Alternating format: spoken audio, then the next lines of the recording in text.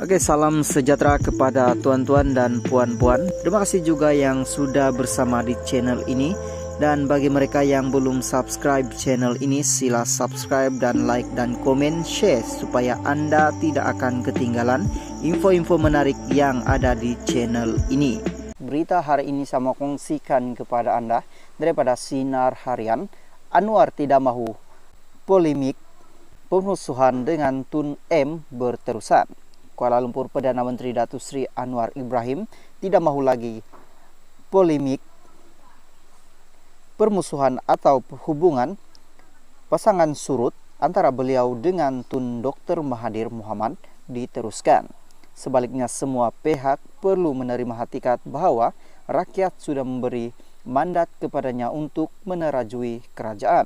Tanpa menyatakan secara khusus mengenai status hubungannya dengan Tun Dr. Mahathir, Anwar berkata tumpuan beliau ketika ini adalah melaksanakan tugasnya sebagai Perdana Menteri dan enggang melayani karena atau celoteh yang tidak relevan daripada negarawan itu.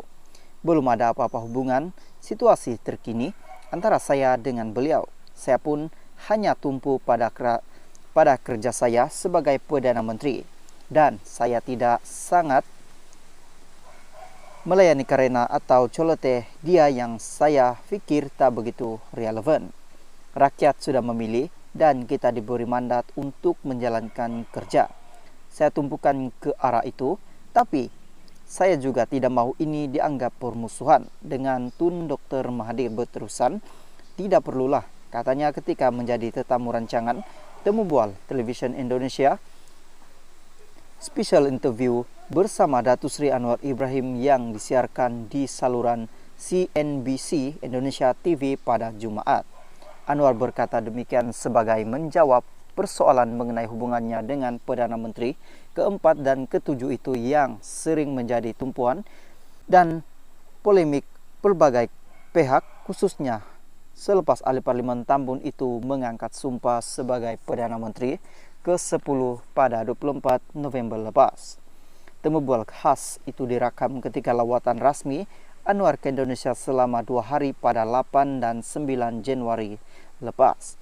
Sementara itu, ditanya mengenai suasana politik Malaysia, Anwar akui keadaan politik di negara ini berbeza dengan Indonesia dan beberapa negara lain karena permusuhan politik Malaysia disifatkannya sebagai terlalu kejam, yang mungkin disebabkan warisan cara kepemimpinan Tun Dr. Mahathir. Siapa yang tidak mendukungnya, Tun Dr. Mahathir dianggap musuh, dan situasi ini permusuhan politik yang tajam berkembang sehingga kini. Tapi sekurang-kurangnya kita, kerajaan perpaduan, cepat bertindak, ubah kepada cara baru dengan memikirkan soal negara, masa depan dan kestabilan politik, sehingga berjaya membentuk pergabungan dengan pendirian tata kelola baik dan menolak korupsi, dan prinsip ini telah disepakati. Saya harap pembangkang kita di Malaysia juga tidak terlalu mempertajamkan permusuhan, dan saya juga minta mereka hindari daripada mengeluarkan kenyataan yang menghukum dan mengiktirafkan orang jika ini dapat diringankan. Kita boleh berdialog dengan lebih baik, katanya.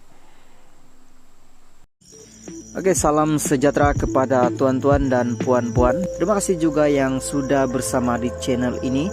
Dan bagi mereka yang belum subscribe channel ini, sila subscribe dan like dan komen, share supaya Anda tidak akan ketinggalan info-info menarik yang ada di channel ini. Berita hari ini saya mau kongsikan kepada Anda, berita sedih hari ini daripada Sinar Harian. Pegawai khas TPM Rames meninggal dunia. Kuala Lumpur dikemas kini pegawai khas hal ehwal kaum India di pejabat timbalan Perdana Menteri Rames meninggal dunia pada Sabtu. Difahamkan mendingan yang juga Presiden Pertubuhan Mindah dan Sosial Prihatin Malaysia meninggal dunia akibat serangan jantung. Menurut timbalan Perdana Menteri Datuk Seri Dr. Ahmad Zahid Hamidi, pemergian itu disifatkan amat mendukacitakannya. Dengan perasaan sedih dan duka cita, saya dan seluruh warga pejabat Timbalan Perdana Menteri dan Kementerian Kemajuan Desa dan Wilayah KKDW ingin menyampaikan ucapan takziah kepada keluarga Rames, pegawai khas yang meninggal pada awal pagi Sabtu 14 Januari 2023. Semoga ahli keluarga, kenalan dan rekan taulan mendingan tetap sabar dalam menghadapi dugaan kehilangan insan yang mereka sayangi, katanya dalam satu kenyataan pada Sabtu. Sementara itu, penulis kenyataan media Rames, Ibun Usairi Aris, ketika dihubungi memaklumkan jenazah mendingan kini dipercayai berada di sebuah hospital Damansara. Saya amat terkejut menerima berita kehilangan Rames akibat serangan jantung pagi ini.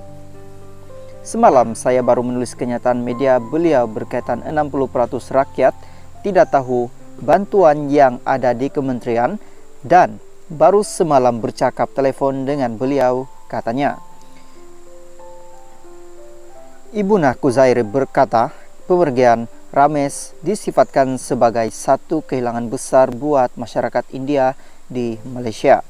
Beliau mau berusaha mencari dan menyelesaikan masalah kemiskinan dalam kalangan kaum India dan memastikan murid serta pelajar India dapat menikmati pendidikan terbaik. Saya baru berkomunikasi dengan beliau malam tadi dan sepatutnya ada perkara berkaitan kenyataan media untuk saya buat dengan mendingan pagi ini, katanya. Ibun Kuzair mengucapkan takziah kepada keluarga Mendingan Rames atas pemergian itu. Salam takziah kepada keluarga Mendingan, katanya. Salam sejahtera kepada seluruh warga Malaysia. Terima kasih masih berada di channel ini. Bagi mereka yang baru bergabung di channel ini, silakan subscribe, like, komen, share supaya Anda tidak akan ketinggalan info-info yang saya akan sampaikan di channel ini. Berita hari ini saya mau kongsikan kepada Anda daripada berita harian. Ahmad Zaid dijangka perincikan sebab UMNO sertai kerajaan perpaduan petang ini. Kuala Lumpur, Presiden UMNO Datuk Seri Ahmad Zahid Hamidi akan memperincikan sebab utama UMNO menyertai kerajaan perpaduan pada sesi taklimat khas bersama perwakilan parti petang ini. Setiausaha Agung UMNO Datuk Seri Ahmad Mazlan berkata lebih 3.000 perwakilan yang dijangka hadir petang ini akan mendengar dan memahami segala perincian berkenaan untuk disampaikan kepada ahli akar umbinya. Presiden tidak boleh pergi detail terperinci mengenai kerajaan perpaduan pada ucapan dasar di jadwal pada pagi Jumaat. Jadi dia akan perincikan petang ini jam 2.30